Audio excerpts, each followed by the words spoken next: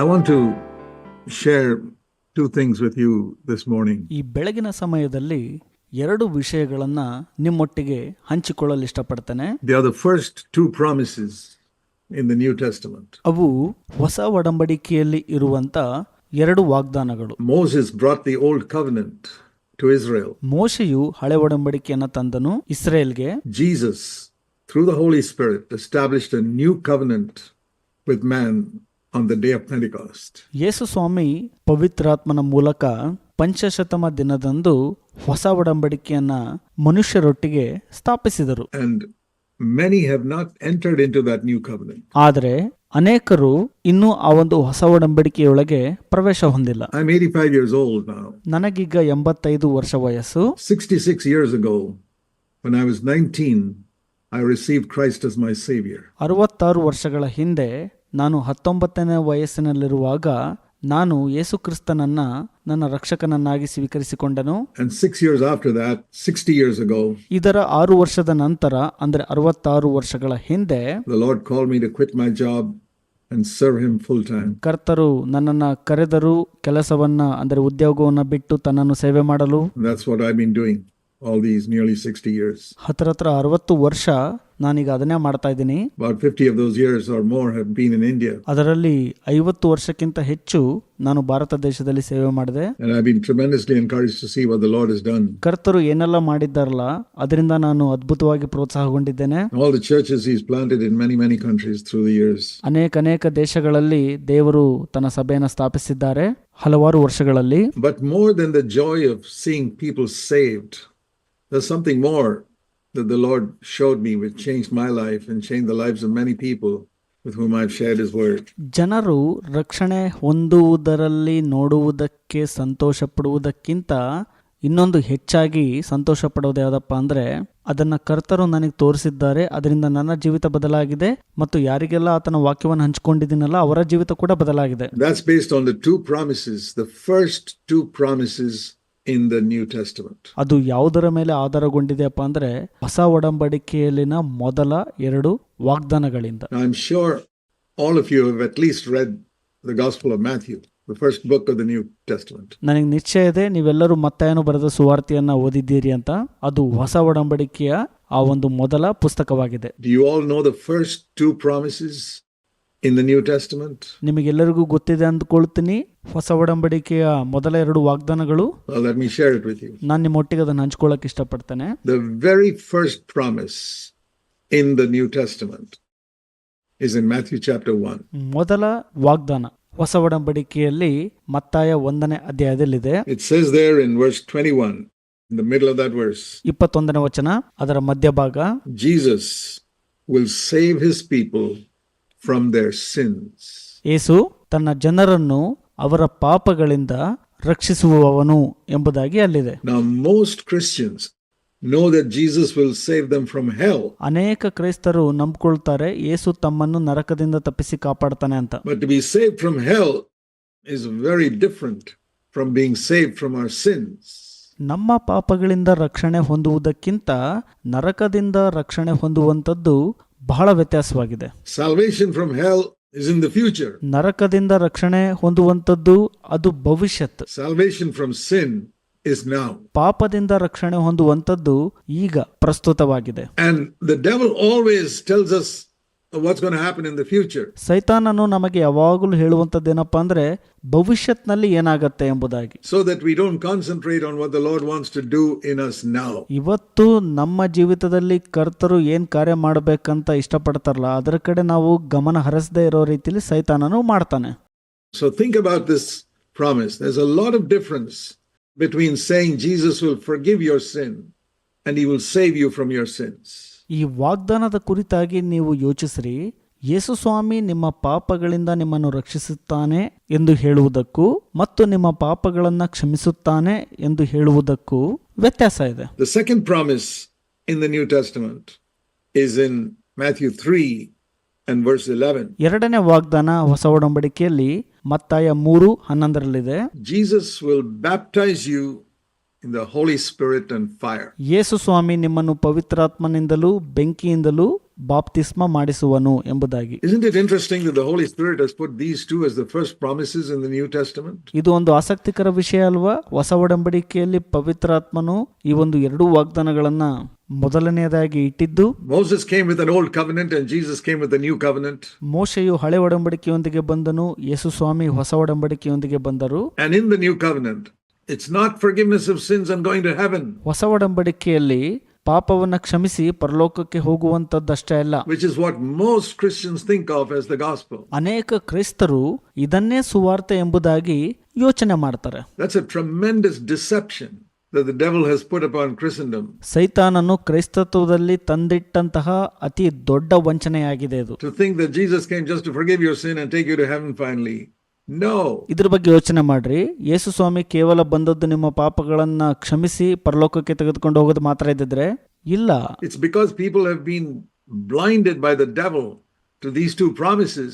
ಜನರು ಈ ಎರಡೂ ವಾಗ್ದಾನಗಳಿಗೆ ಕುರುಡರಾಗಿದ್ದಾರೆ ಸೈತಾನನಿಂದ. That Christians have such a bad testimony in the world today. ಇಂದು ಕ್ರೈಸ್ತರು ಇಡೀ ಲೋಕದಲ್ಲಿ ಕೆಟ್ಟ ಸಾಕ್ಷಿಗಳಾಗಿ ಹೊರಹೊಮ್ಮಿದ್ದಾರೆ. That Christian families have such a bad testimony. ಕ್ರೈಸ್ತ ಕುಟುಂಬಗಳು ಅತಿ ಕೆಟ್ಟ ಸಾಕ್ಷಿಗಳಾಗಿ ಹೊರಹೊಮ್ಮುತ್ತಿವೆ. And dear brothers and sisters, some of us God speaks to so that we can make it different in our homes and in our lives and put the devil to shame. ಪ್ರಿಯ ಸಹೋದರ ಸಹೋದರಿಯರೇ, ದೇವರು ನಿಮ್ಮೊಟ್ಟಿಗೆ ವೈಯಕ್ತಿಕವಾಗಿ ಮಾತನಾಡ್ತಿದ್ದಾರೆ ಎಂಬುದನ್ನು ನೆನೆಸ್ತೀನಿ. ನಿಮ್ಮ ಕುಟುಂಬದಲ್ಲಿ ಮತ್ತು ನಿಮ್ಮ ಜೀವಿತಗಳಲ್ಲಿ ವ್ಯತ್ಯಾಸ ಇರಬೇಕು ಎಂಬುದಾಗಿ ದೇವರ ಬಯಕೆಯಾಗಿದೆ. ಅದರಿಂದ ಸೈತಾನನನ್ನ ನೀವು ನಾಚಿಕೆಗೊಳಪಡಿಸಬೇಕು. So please take these promises very seriously. ಈ ಎರಡು ವಾಗ್ದಾನಗಳನ್ನ ಗಂಭೀರವಾಗಿ ತೆಗೆದುಕೊಳ್ಳ್ರಿ. What is the difference between being forgiven of our sins and being saved from our sins? ಪಾಪಗಳಿಂದ ಕ್ಷಮಿಸಲ್ಪಡುವುದಕ್ಕೂ ಪಾಪಗಳಿಂದ ರಕ್ಷಿಸಲ್ಪಡುವುದಕ್ಕೂ ಏನು ವ್ಯತ್ಯಾಸ ಹಾಗಾದ್ರೆ? I can be forgiven for getting angry. ನಾನು ಕೋಪ ಮಾಡಿಕೊಳ್ಳುವಂತದ್ದಕ್ಕೆ ಕ್ಷಮಾಪಣೆ ಹೊಂದಬಹುದು. Ask the Lord, please forgive me, Lord, I got angry. ಕರ್ತರೆ, ನಾನು ಕೋಪಗೊಂಡೆ, ಕ್ಷಮಿಸಿರಿ ಎಂಬುದನ್ನು ನೀವು ಕೇಳಬಹುದು. He'll forgive you. ಆತನು ನಿಮ್ಮನ್ನ ಕ್ಷಮಿಸುತ್ತಾನೆ ಕೂಡ. And many husbands and wives get angry regularly with each other and ಅನೇಕ ಗಂಡ ಹೆಂಡತಿಯರು ಒಬ್ರಿಗೊಬ್ರು ಕೋಪ ಮಾಡ್ಕೊಳ್ತಾನೆ ಇರ್ತಾರೆ ಪ್ರತಿನಿತ್ಯ. never think of being saved from anger, but really being forgiven of their anger. ಆದರೆ ಅವರು ಯೋಚಿಸುವುದಿಲ್ಲ ಆ ಒಂದು ಕೋಪದಿಂದ ತಾವು ರಕ್ಷಿಸಲ್ಪಡಬೇಕು ಅಂತ. ಆ ಕೋಪಕ್ಕೆ ಕ್ಷಮಾಪಣೆಯನ್ನ ಮಾತ್ರ ಎದುರು ನೋಡ್ತಿರ್ತಾರೆ ಅನೇಕರು. We receive from God what we ask for. ನಾವು ಏನೆಲ್ಲ ದೇವರಿಂದ ಕೇಳಿದಿವಲ್ಲ ಅದನ್ನೇ ಸ್ವೀಕಾರ ಮಾಡ್ಕೊಳ್ತೀವಿ. There's nothing we can receive from God if we don't believe it. ನಾವು ಅದನ್ನ ನಂಬಲಿಲ್ಲ ಅಂದ್ರೆ ದೇವರಿಂದ ಏನನ್ನೂ ಪಡ್ಕೊಳ್ಳಲ್ಲ ನಾವು. According to your faith be it unto you is a principle in all the Christian life. ನಿಮ್ಮ ನಂಬಿಕೆಗೆ ಅನುಸಾರವಾಗಿ ಅದಾಗತ್ತೆ. ಇಡೀ ಕ್ರೈಸ್ತ ಜೀವಿತದ ತತ್ವ ಇದೇ ಆಗಿದೆ. God speaks, but if I don't believe it, it doesn't work. ದೇವರು ಮಾತನಾಡ್ತಾರೆ, ನಾನು ಅದನ್ನು ನಂಬಲಿಲ್ಲ ಅಂದ್ರೆ ಅದು ಕಾರ್ಯಗತಗೊಳ್ಳುವುದಿಲ್ಲ. Even forgiveness of sins. ಪಾಪ ಕ್ಷಮಾಪಣೆನೂ ಕೂಡ. Christ died on the cross 2000 years ago nearly. 2000 ವರ್ಷಗಳ ಹಿಂದೆ ಕ್ರಿಸ್ತನು ಶಿಲುಬೆಯಲ್ಲಿ ಮರಣ ಹೊಂದಿದರು. But many who don't receive him are not forgiven. ಆತನನ್ನ ಸ್ವೀಕಾರ ಮಾಡ್ಕೊಳ್ಳಕ್ಕಾಗದೇ ಇರುವಂತ ನೀವು ಕ್ಷಮಾಪಣೆಯನ್ನ ಹೊಂದ್ಕೊಳ್ಳಕ್ಕಾಗಲ್ಲ. God sent the Holy Spirit nearly 2000 years ago. 2000 ವರ್ಷಗಳ ಹಿಂದೆನೆ ದೇವರು ಪವಿತ್ರಾತ್ಮನನ್ನ ಕಳುಹಿಸಿಕೊಟ್ಟರು. But multitudes of Christians have not been filled with the Holy Spirit. ಆದರೆ ಬಹುಮಂದಿ ವಿಶ್ವಾಸಿಗಳು ಪವಿತ್ರಾತ್ಮನಿಂದ ತುಂಬಲ್ಪಟ್ಟಿಲ್ಲ. Because it is according to our faith that we have. ಯಾಕಂದ್ರೆ ಇದು ನಮ್ಮ ನಂಬಿಕೆಗೆ ಅನುಗುಣವಾಗಿ. You know the simple principle that we read in Ephesians 2:8, by grace are you saved through faith. ಸರಳ ತತ್ವ ಎಫೆಸ 2:8 ಹೇಳೋ ಪ್ರಕಾರ ಕೃಪೆಯಿಂದಲೇ ನಂಬಿಕೆಯ ಮೂಲಕ ನೀವು ರಕ್ಷಣೆ ಹೊಂದಿದವರಾಗಿದ್ದೀರಿ. Grace, faith, salvation. ಕೃಪೆ, ನಂಬಿಕೆ, ರಕ್ಷಣೆ. By grace through faith have you been saved. ಕೃಪೆಯಿಂದಲೇ ನಂಬಿಕೆ ಮೂಲಕ ನೀವು ರಕ್ಷಣೆ ಹೊಂದಿದ್ದೀರಿ. That not of works. ಅದು ನಮ್ಮ ಕಾರ್ಯವಲ್ಲ. So I see this like grace is God's hand reaching down from heaven. ನಾನು ಅದನ್ನ ಯಾವ ತರ ನೋಡ್ತೀನಪ್ಪ ಅಂದ್ರೆ, ಕೃಪೆ ಅಂದ್ರೆ ದೇವರ ಹಸ್ತ ಪರಲೋಕದಿಂದ ತನ್ನ ಹಸ್ತವನ್ನ ಚಾಚುತ್ತಿದ್ದಾರೆ ದೇವರು. With every spiritual blessing in Christ. ಕ್ರಿಸ್ತನಲ್ಲಿನ ಪ್ರತಿಯೊಂದು ಆತ್ಮಿಕ ಐಶ್ವರ್ಯಗಳನ್ನ ನಮಗೆ ಕೊಡಲು. Faith is my hand reaching up and saying thank you Lord and taking it.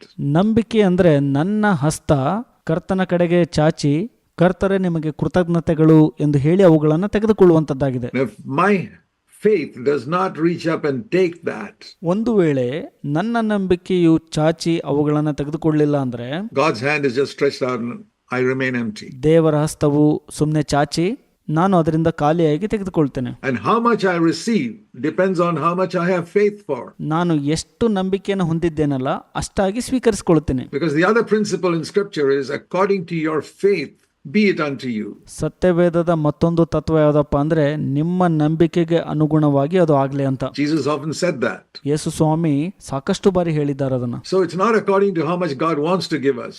ಅದು ದೇವರು ನಮಗೆ ಎಷ್ಟು ಕೊಡ ಬಯಸಬೇಕು ಎನ್ನುವುದು ಮುಖ್ಯ ಅಲ್ಲ. God may want to give us a lot, but I'll receive only according to the measure of my faith. ದೇವರು ನಮಗೆ ಅನೇಕ ವಿಷಯಗಳನ್ನು ಕೂಡ ಬಯಸುತ್ತಾರೆ. ನನ್ನ ನಂಬಿಕೆಯ ಅಳತೆಯ ಮೇರೆಗಷ್ಟೇ ನಾನು ಅವುಗಳನ್ನು ಸ್ವೀಕರಿಸಿಕೊಳ್ಳಲು ಸಾಧ್ಯ. So what is the difference between being forgiven of our sins and being saved from our sins? ಹಾಗಾದ್ರೆ ಏನು ವ್ಯತ್ಯಾಸ ನಮ್ಮ ಪಾಪಗಳಿಂದ ರಕ್ಷಿಸಲ್ಪಡುವುದಕ್ಕೂ ಮತ್ತು ನಮ್ಮ ಪಾಪ ಕ್ಷಮಾಪಣೆಗೂ? I told you the first promise is Matthew 1:21.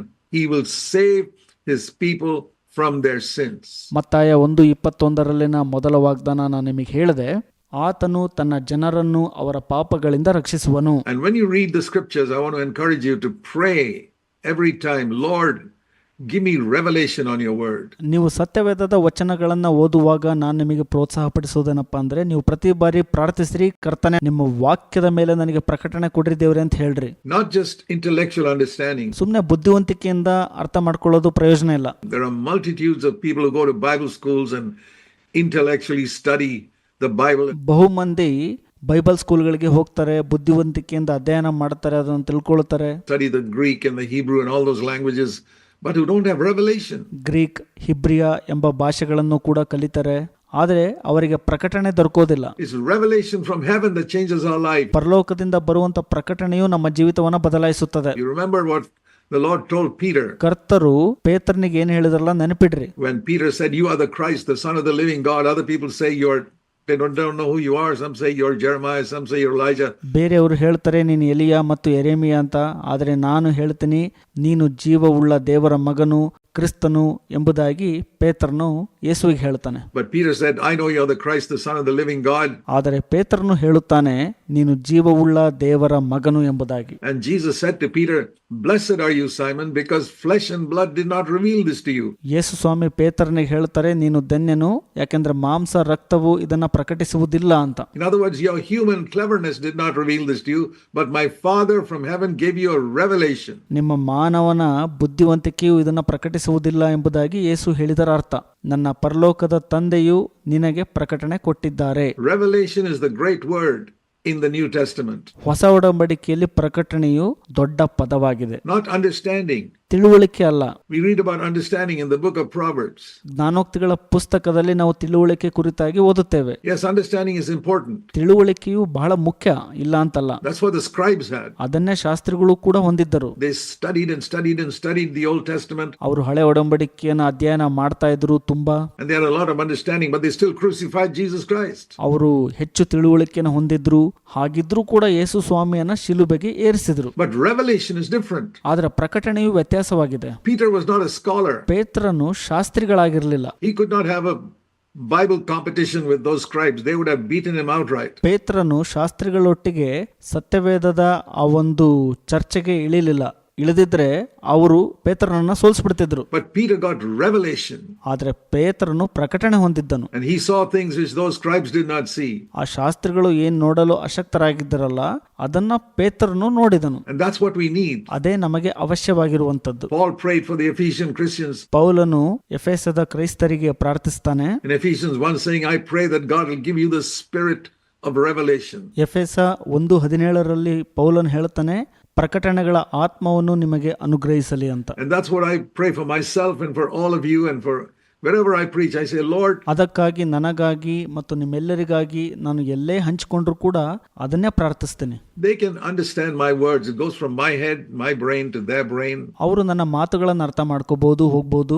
ಅದು ನನ್ನ ಮೆದುಳಿಂದ ಅವರ ಮೆದುಳಿಗೆ ಹೋಗಬಹುದು. And they can understand it and they think they've got it. They've not got it. ಅವರು ಅದನ್ನು ತಿಳ್ಕೋಬಹುದು. ಅವ್ರು ಅನ್ಕೋಬಹುದು ನಾವು ಅದನ್ನ ಪಡ್ಕೊಂಡ್ಬಿಟ್ಟಿದೀವಿ ಅಂತ. ಇಲ್ಲ, ಅದನ್ನು ಪಡ್ಕೊಂಡಿಲ್ಲ ಇನ್ನ ಅವರು. If the Holy Spirit gives them revelation in their heart, it will change their life. ಅವರು ತಮ್ಮ ಹೃದಯದಲ್ಲಿ ಪ್ರಕಟಣೆಯನ್ನ ಪವಿತ್ರಾತ್ಮನಿಂದ ಪಡ್ಕೊಳ್ಳೋದಾದ್ರೆ ಅವರ ಜೀವಿತ ಬದಲಾಗತ್ತೆ. Otherwise they'll just get some new thoughts. ಇಲ್ಲವಾದಲ್ಲಿ ಅವರು ಒಂದು ಹೊಸ ಯೋಚನೆಯನ್ನ ಪಡ್ಕೊಳ್ತಾರೆ. And say, "Oh, I learned something today." ನಾನು ಇವತ್ತೇನೋ ಒಂದು ಕಲ್ತಿದ್ದೀನಿ ಅಂತ ಅಂದ್ಕೊಳ್ತಾರೆ ಅಷ್ಟೇ. It's like going to school and learning spelling or multiplication. ಅದು ಶಾಲೆಗೆ ಹೋಗಿ ಗುಣಾಕಾರ, ಆ ಒಂದು ಕಾಗುಣಿತ, ಉಚ್ಚಾರ ಇಂಥವುಗಳನ್ನು ಕಲ್ತ್ಕೊಳ್ತಾರೆ. But revelation is different. It changes our life. ಅದು ಪ್ರಕಟಣೆ ವ್ಯತ್ಯಾಸವಾಗಿದೆ, ಅದು ನಮ್ಮ ಜೀವಿತವನ್ನು ಬದಲಾಯಿಸುವಂಥದ್ದು. And when you read the Bible, I want you to pray that God will give you revelation, not just understanding. ನೀವು ಸತ್ಯವೇದವನ್ನು ಓದುವಾಗ ನೀವು ಪ್ರಾರ್ಥಿಸಿಕೊಳ್ಳಬೇಕು, ಕರ್ತರೆ ನನಗೆ ಪ್ರಕಟಣೆಯನ್ನ ದಯಪಾಲಿಸ್ರಿ, ಬರೀ ತಿಳುವಳಿಕೆ ಅಲ್ಲ ಅಂತ. There are two ways I can read the Bible. One is just with my mind.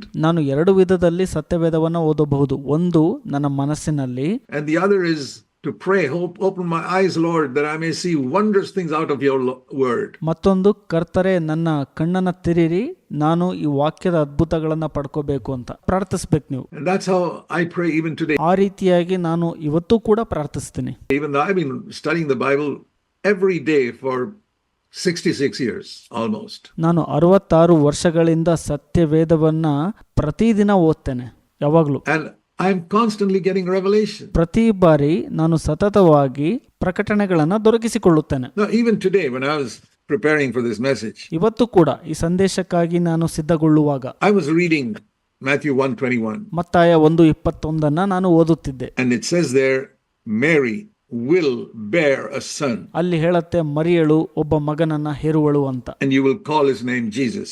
ಆತನ ಹೆಸರನ್ನ ಯೇಸು ಎಂದು ಕರೆಯಬೇಕು ಅಂತ. And he will save his people from their sins. And I said, Lord, give me some revelation.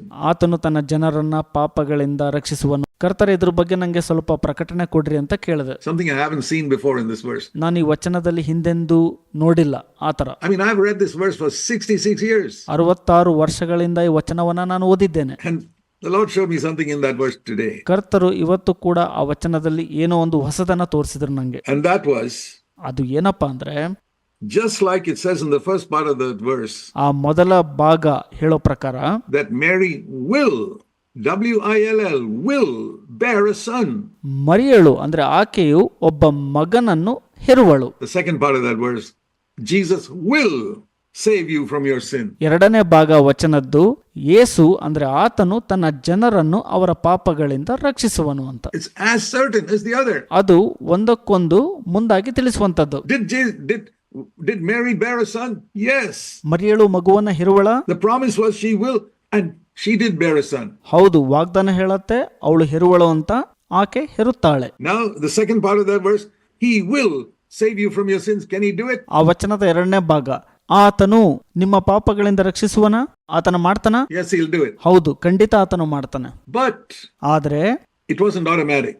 ಅದು ತನ್ನಿಂದ ತಾನಾಗೆ ಆಗುವಂತದ್ದಲ್ಲ.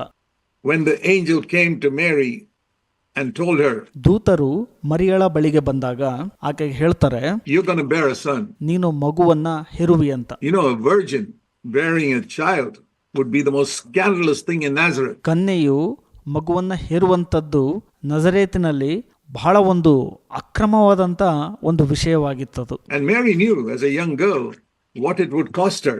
ಮರಿಯಳು ಒಬ್ಬ ಯೌವನಸ್ಥ ಕನ್ಯೆ ಆಗಿದ್ದಳು. ಆಕೆಗೆ ಬೆಲೆ ತೆತ್ತುವಂತದ್ದು ಎಷ್ಟಿರಬಹುದಾಗಾದ್ರೆ? Her reputation as a pure girl would go. ಆಕೆಯ ಒಂದು ಘನತೆ ಅಥವಾ ಹೆಸರು, ಶುದ್ಧ ಕನ್ಯತ್ವ ಅನ್ನುವಂಥದ್ದು ಅಲ್ಲಿಂದ ಹೊರಟೋಗ್ಬಿಡತ್ತೆ. The people in Nazareth would not know that an angel came and told her and the Holy Spirit came upon her and produced that baby. Nobody would know that. ಮರಿಯಳ ಬಳಿಗೆ ದೂತರು ಬಂದರು, ಪವಿತ್ರಾತ್ಮನಿಂದ ಆಕೆಯು ಮಗುವನ್ನ ಹೆತ್ತಳು. ಇವೆಲ್ಲ ನಜರೇತಿನ ಜನರಿಗೆ ಗೊತ್ತಿರಲಿಲ್ಲ. Because such a thing has never happened in the history of man. ಇತಿಹಾಸ ಅಂದ್ರೆ ಮಾನವನ ಇತಿಹಾಸದಲ್ಲೇ ಇದೆಂದಿಗೂ ಆಗಿರಲಿಲ್ಲ. Everybody would presume this young 18-year-old girl was unfaithful. ಪ್ರತಿಯೊಬ್ಬರು ನಿಶ್ಚಿತ ಮಾಡ್ಕೊಂಡಿದ್ದೇನಪ್ಪ ಅಂದ್ರೆ ಈ ಒಬ್ಬ 18 ವರ್ಷದ ಯುವತಿ ಅಪನಂಬಿಗಸ್ತಳು ಅಂತ. She's engaged to Joseph and she was unfaithful. ಈಕೆಯು ಯೋಸೇಫನೊಟ್ಟಿಗೆ ನಿಶ್ಚಿತಾರ್ಥ ಮಾಡಿಕೊಂಡು ಆತನಿಗೆ ಅಪನಂಬಿಗಸ್ತಳಾಗಿದ್ದಾಳೆ. And she's become pregnant already. ಈಗಾಗಲೇ ಆಕೆ ಗರ್ಭ ಧರಿಸಿ ಮಗುವನ್ನ ಹೆರಲು ಸಿದ್ಧಳಾಗಿದ್ದಾಳೆ. And Mary knew that. ಮರಿಯಳಿಗೆ ಅದು ಗೊತ್ತಿತ್ತು. And the angel came and said to Mary, ದೂತರು ಮರಿಯಳಿಗೆ ಬಂದು ಹೇಳಿದ್ರು, you read this in Luke chapter 1. ಲೂಕ 1ರಲ್ಲಿ ಅದನ್ನ ಓದ್ಕೊಳ್ರಿ ಬೇಕಾದ್ರೆ. The Holy Spirit will come upon you, verse 35. 35ನೇ ವಚನ, ಪವಿತ್ರಾತ್ಮನು ನಿನ್ನ ಮೇಲೆ ಬರುವನು, and the holy child born of you will be called the Son of God. ನಿನ್ನಿಂದ ಹುಟ್ಟುವ ಆ ಪವಿತ್ರವಾದ ಶಿಶುವು ದೇವರ ಮಗನೆಂದು ಕರೆಯಲ್ಪಡುವುದು. And Mary said immediately, ತಕ್ಷಣಕ್ಕೆ ಮರಿಯಳು ಹೇಳ್ತಾಳೆ, she didn't say, Lord, protect my name will be scandalized. ಕರ್ತರೆ ನನ್ನ ಹೆಸರು ಹಾಳಾಗ್ತಾ ಇದೆ, ನನ್ನ ಹೆಸರನ್ನ ಸಂರಕ್ಷಿಸು ಎಂಬುದಾಗಿ ಪ್ರಾರ್ಥಿಸಲಿಲ್ಲ ಆಕೆ. He said in Luke 1:38, ಲೂಕ 1:38 ಆಕೆ ಹೇಳ್ತಾಳೆ, behold the handmaid of the Lord. ನೋಡು ನಾನು ಕರ್ತನ ದಾಸಿ ಎಂಬುದಾಗಿ ಹೇಳ್ತಾಳೆ. That means I'm your servant, your bond slave. ಅದರ ಅರ್ಥ ನಾನು ನಿನ್ನ ಸೇವಕಳು, ನಿನ್ನ ದಾಸಿ. May it be done to me according to your word. That's all she said. ನಿನ್ನ ಮಾತಿನಂತೆ ನನಗೆ ಆಗಲಿ ಅಷ್ಟೇ ಹೇಳಿದ್ದು. First she said, how can this be? ಮೊದಲು ಆಕೆ ಇದು ಹೇಗಾದೀತು ಅಂತ ಕೇಳ್ತಾಳೆ. Verse 34, I'm a virgin. 34ನೇ ವಚನ, ನಾನು ಇನ್ನು ಕನ್ಯೆ ಅಂತ ಹೇಳ್ತಾಳೆ ಆಕೆ. And the angel said, the Holy Spirit will come upon you. ಪವಿತ್ರಾತ್ಮನು ನಿನ್ನ ಮೇಲೆ ಬರುವುದು ಅಂತ ದೂತನು ಹೇಳ್ತಾನೆ. And you will receive power. ನಿನಗೆ ಬಲ ಸಿಗತ್ತೆ. And supernaturally, this holy child, the Son of God, the body will be formed inside your womb. ಅದ್ಭುತ ಶಕ್ತಿಯಿಂದ ಪವಿತ್ರವಾದ ಶಿಶುವು, ಆ ಒಂದು ದೇವರ ಮಗನೆನಿಸಿಕೊಳ್ಳುವ ಆ ಒಂದು ಕೂಸು ನಿನ್ನ ಹೊಟ್ಟೆಯಲ್ಲಿ ಹುಟ್ಟುವುದು ಅಂತ ಹೇಳ್ತಾರೆ. Now, I want to apply that to ಅದನ್ನ ನಾನು ಯಾವ್ದಕ್ಕೆ ಅನ್ವಯಿಸಿಕೊಳ್ತೀನಪ್ಪ ಅಂದ್ರೆ overcoming sin. ಪಾಪವನ್ನ ಜಯಿಸುವುದಕ್ಕೆ ಹೋಲಿಸಿಕೊಳ್ಳುತ್ತೇನೆ. What did we say? See in Matthew 1:21. ಮತ್ತಾಯ 1:21 ಪ್ರಕಾರ ನಾವೇನ್ ಹೇಳ್ಬೇಕು? Mary will bear a son. ಮರಿಯಳು ಮಗುವನ್ನ ಹೆರುವಳ. Definite. ನಿಶ್ಚಯವಾಗಿ. Jesus will save you from your sin. ಯೇಸು ನಿಮ್ಮನ್ನು ನಿಮ್ಮ ಪಾಪಗಳಿಂದ ಖಂಡಿತವಾಗಿ ರಕ್ಷಿಸುವನು. Put those two together. ಇವೆರಡನ್ನ ಒಟ್ಟಾಗಿ ಸೇರಿಸಿ ಓದ್ರಿ. Mary will bear a son. ಮರಿಯಳು ಮಗುವನ್ನ ಹೆರುವಳು. Did she bear a son? ಆಕೆ ಮಗುವನ್ನ ಹೆತ್ತಳ. Yes, but not without her cooperation. ನಿಶ್ಚಯವಾಗಿ ಆಕೆಯ ಸಹಕಾರವಿಲ್ಲದೆ ಆಗ್ತಿರ್ಲಿಲ್ಲ. If she had said to the Lord, ಆಕೆ ಕರ್ತನಿಗೆ ಏನಾದರೂ ಹೇಳ್ಬಿಟ್ಟಿದ್ರೆ, Lord, that's going to scandalize me. I don't want that. Choose somebody else. ಅದು ನನ್ನ ಹೆಸರಿಗೆ ಕಳಂಕ ಬರುತ್ತೆ, ಅದು ನನಗೆ ಬೇಡ ಅಂತ ಹೇಳಿದ್ರೆ, ಬೇರೆ ಯಾರನ್ನಾದ್ರೂ ಆರಿಸ್ಕೊ ಅಂತ ಹೇಳಿದ್ರೆ, do you think God would have forced Mary to give birth to Jesus? ಯೇಸು ಸ್ವಾಮಿಗೆ ಹುಟ್ಟನ್ನ ಕೊಡು ಅಂತ ದೇವರು ಒತ್ತಾಯ ಏನಾದರೂ ಮಾಡ್ತಿದ್ರ? ಖಂಡಿತ ಇಲ್ಲ. No, God never forces anybody for anything.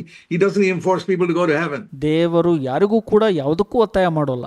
ಪರಲೋಕಕ್ಕೆ ಹೋಗುವಂತೆ ಕೂಡ ಒತ್ತಾಯ ಮಾಡೋಲ್ಲ. He doesn't force a person to overcome sin. He doesn't force a person to do anything. ಪಾಪವನ್ನ ಜಯಗಳಿಸುವಂತೆ ಒತ್ತಾಯ ಕೂಡ ಮಾಡಲ್ಲ ದೇವರು. ಯಾವುದನ್ನು ಕೂಡ ಮಾಡುವಂತೆ ದೇವರು ಯಾರಿಗೂ ಒತ್ತಾಯ ಮಾಡಲ್ಲ. The one thing God respects in all human beings is free will. ಮನುಷ್ಯರಿಗೆ ದೇವರು ಕೊಡುವಂತ ಒಂದೇ ಒಂದು ಗೌರವ ಯಾವ್ದಪ್ಪ ಅಂದ್ರೆ ಅವರಿಗೆ ಕೊಡುವಂತ ಸ್ವತಂತ್ರ ಚಿತ್ತ. It's because God gives man free will, and even believers who are born again, He gives them free will. That's why believers commit so many sins. ದೇವರು ಪ್ರತಿಯೊಬ್ಬರಿಗೂ ಸ್ವತಂತ್ರ ಚಿತ್ತ ಕೊಟ್ಟಿದ್ದಾರೆ. ಹೊಸದಾಗಿ ಹುಟ್ಟಿದಂತ ವಿಶ್ವಾಸಿಗಳಿಗೂ ಕೂಡ ಸ್ವತಂತ್ರ ಚಿತ್ತವನ್ನ ದೇವರು ಕೊಟ್ಟಿದ್ದಾರೆ. ಅದಕ್ಕಾಗಿ ಅನೇಕರು ಪಾಪವನ್ನ ಮಾಡಿಬಿಡ್ತಾರೆ. Because they have free will. ಯಾಕಂದ್ರೆ ಅವರಿಗೆ ಸ್ವತಂತ್ರ ಚಿತ್ತ ಇದೆ. And they don't surrender their will to Christ. ಅವರು ತಮ್ಮ ಚಿತ್ತವನ್ನ ಕ್ರಿಸ್ತನಿಗೆ ಶರಣಾಗತಿ ಮಾಡಿರೋದಿಲ್ಲ. So God would never have forced Mary to produce the baby Jesus through her womb if she had not submitted and said, Lord, I submit to you. ಮರಿಯಳು ಒಂದು ವೇಳೆ ಅಧೀನವಾಗಲು ಮನಸ್ಸು ಮಾಡಲಿಲ್ಲ ಅಂದಿದ್ರೆ, ದೇವರು ಮರಿಯಳಿಗೆ ಯೇಸುವನ್ನ ಆಕೆಯ ಗರ್ಭದಲ್ಲಿ ಧರಿಸುವಂತೆ ಎಂದಿಗೂ ಒತ್ತಾಯ ಮಾಡ್ತಿರಲಿಲ್ಲ. ಕರ್ತನೆ, ನಾನು ನಿನಗೆ ಅಧೀನವಾಗುತ್ತೇನೆ ಎಂಬುದಾಗಿ ಆಕೆ ಹೇಳಿದಳು. And it's exactly the same with the second thing here. ಎರಡನೇ ಸಂಗತಿಗೂ ಕೂಡ ಅದೇ ರೀತಿ ಆಗುವಂತದ್ದಿಲ್ಲ. He will save you from your sin, but it won't be automatic. ಆತನು ನಿಮ್ಮನ್ನು ನಿಮ್ಮ ಪಾಪಗಳಿಂದ ರಕ್ಷಿಸುವನು, ಅದು ತಕ್ಷಣಕ್ಕೆ ಆಗುವಂತದ್ದಲ್ಲ. You have to say, Lord, I submit to you whatever the price may be. ನೀವು ಹೇಳಬೇಕು, ಕರ್ತರೆ, ನಾನು ಅಧೀನನಾಗುತ್ತೇನೆ, ಅದು ಎಷ್ಟೇ ಬೆಲೆ ಆದ್ರೂ ಕೂಡ. Mary had to pay a tremendous price. ಮರಿಯಳು ದೊಡ್ಡ ಬೆಲೆನ ತೆತ್ತಳು. Scandalized throughout the town of Nazareth. ಆಕೆಯ ಹೆಸರು ಹದಗೆಡ್ತಾ ಇತ್ತು ಇಡೀ ಆ ಒಂದು ನಜರೇತ್ ಎಂಬ ಊರಿನಲ್ಲಿ. She accepted it. ಆದ್ರೂ ಕೂಡ ಆಕೆ ಅದನ್ನು ಸ್ವೀಕರಿಸಿಕೊಂಡಳು. Everybody will misunderstand you when you become pregnant as a young unmarried girl. ಪ್ರತಿಯೊಬ್ಬರು ನಿಮ್ಮನ್ನ ತಪ್ಪಾಗಿ ಅರ್ಥ ಮಾಡ್ಕೊಳ್ತಾರೆ. ಒಬ್ಬ ಮದುವೆ ಆಗದಂತ ಕನ್ಯೆಯಾಗಿದ್ದುಕೊಂಡು ಗರ್ಭಿಣಿ ಆದಾಗ accepted. ಅದನ್ನ ಆಕೆ ಒಪ್ಪಿಕೊಂಡಳು. Think of this, how it would be. I mean, any young girl here will know how her name will be scandalized if she becomes pregnant before she gets married. ಒಬ್ಬ ಯೌವನಸ್ಥ ಹುಡುಗಿ ಯಾರಾದ್ರೂ ಇಲ್ಲಿದ್ರೆ ಅವ್ರಿಗೆ ಇದ್ರ ಬಗ್ಗೆ ಗೊತ್ತಾಗತ್ತೆ. ಅದ್ರ ಬಗ್ಗೆ ಯೋಚನೆ ಮಾಡ್ರಿ. ಆಕೆ ಮದುವೆ ಆಗಕ್ಕಿಂತ ಮೊದಲೇನೆ ಕನ್ಯೆ ಆಗಿದ್ದಾಗ ಗರ್ಭಿಣಿ ಆಗಿದ್ರೆ ಹೇಗಿರತ್ತೆ ಆಕೆ ಹೆಸರು ಹದಗೆಟ್ಟಾಗ. Think of that. Sometimes we don't think what Mary had to go through. ಮರಿಯಳು ಎಷ್ಟು ನೋವನ್ನ ಹಾದು ಹೋಗಿರ್ಬೋದು ಆ ಸಮಯದಲ್ಲಿ. And when we see that she submitted to the Lord, What a tremendous submission that was. ಆಕೆಯು ಕರ್ತನಿಗೆ ಅಧೀನವಾದಾಗ ಎಂತಹ ದೊಡ್ಡ ಅಧೀನವಾಗಿತ್ತದು. And God honored her. ದೇವರು ಆಕೆಯನ್ನ ಗೌರವಿಸಿದರು, ಸನ್ಮಾನಿಸಿದರು. So what I want to say is, ನಾನು ಏನ್ ಹೇಳಕ್ ಇಷ್ಟಪಡ್ತಾ ಇದೀನಪ್ಪ ಅಂದ್ರೆ, she will bear a son, Matthew 1:21. ಆಕೆಯು ಮಗುವನ್ನ ಹೆರುವಳು, ಮತ್ತಾಯ 1:21. But it could not be without her permission. ಆದ್ರೆ ಆಕೆ ಅನುಮತಿ ಇಲ್ಲದೆ ಆಗ್ತಿರ್ಲಿಲ್ಲ ಅದು. God never does anything without cooperation from the human side. ಮನುಷ್ಯನ ಕಡೆಯಿಂದ ಸಹಕಾರ ದೊರಕದೆ ದೇವರು ಅವರಲ್ಲಿ ಏನನ್ನು ಮಾಡೋದಿಲ್ಲ. The second part, he will save you from your sins. Why hasn't it happened so far? ಎರಡನೇ ಭಾಗ, ಆತನು ನಿಮ್ಮನ್ನು ನಿಮ್ಮ ಪಾಪಗಳಿಂದ ರಕ್ಷಿಸುವನು ಎಂಬುದಾಗಿ. ಯಾಕೆ ಅದಿನ್ನೂ ನಿಮ್ಮಲ್ಲಾಗಿಲ್ಲ? If Mary had not submitted, she would not have given birth to Jesus. ಮರಿಯಳು ಆಕೆಯು ಅಧೀನವಾಗ್ಲಿಲ್ಲ ಅಂದಿದ್ರೆ ಯೇಸುವಿಗೆ ಜನನ ಕೊಡ್ತಿರ್ಲಿಲ್ಲ. And he will save you from your sins. If it has not happened so far, ಆತನು ನಿಮ್ಮನ್ನು ನಿಮ್ಮ ಪಾಪಗಳಿಂದ ರಕ್ಷಿಸುವನು, ಇದು ನಿಮ್ಮಲ್ಲಿ ಇದುವರೆಗೂ ಆಗಿಲ್ಲ ಅಂದ್ರೆ, dear brother, sister, ಪ್ರಿಯ ಸಹೋದರ ಸಹೋದರಿ, it's not because of any reluctance on God's part. ಅದು ಯಾಕಿರಬಹುದು ಅಂದ್ರೆ, ಅದು ದೇವರ ಕಡೆಯಿಂದ ಏನೋ ಒಂದು ತಪ್ಪಾಗಿದೆ ಅಂತಲ್ಲ. Because you have not submitted like Mary, saying, Lord, whatever the price, I want that to be true in my life. ಮರಿಯಳ ರೀತಿಯಲ್ಲಿ, ಕರ್ತನೆ ಅದು ಎಷ್ಟೇ ಬೆಲೆ ತೆತ್ತಿದ್ರೂ ಕೂಡ ಅದು ನನ್ನ ಜೀವಿತದಲ್ಲಿ ಆಗಬೇಕು ಅನ್ನುವಂತ ಅಧೀನತೆ ಬಹಳ ಮುಖ್ಯ. ಅದು just like the first part of Matthew 1:21 was fulfilled in the life of Mary. ಮತ್ತಾಯ 1:21 ಮೊದಲ ಭಾಗದ ರೀತಿಯಲ್ಲಿ ಮರಿಯಳ ಜೀವಿತದಲ್ಲಿ ಅದು ನೆರವೇರಿತು. I want the second part of it to be fulfilled in my life. ಎರಡನೇ ಭಾಗ ನನ್ನ ಜೀವಿತದಲ್ಲಿ ಕೂಡ ನೆರವೇರಬೇಕು. Whatever the price. ಎಷ್ಟೇ ಬೆಲೆ ತೆತ್ತಿದ್ರೂ ಕೂಡ, ಅದು ಏನೇ ಆಗಿದ್ರೂ ಕೂಡ.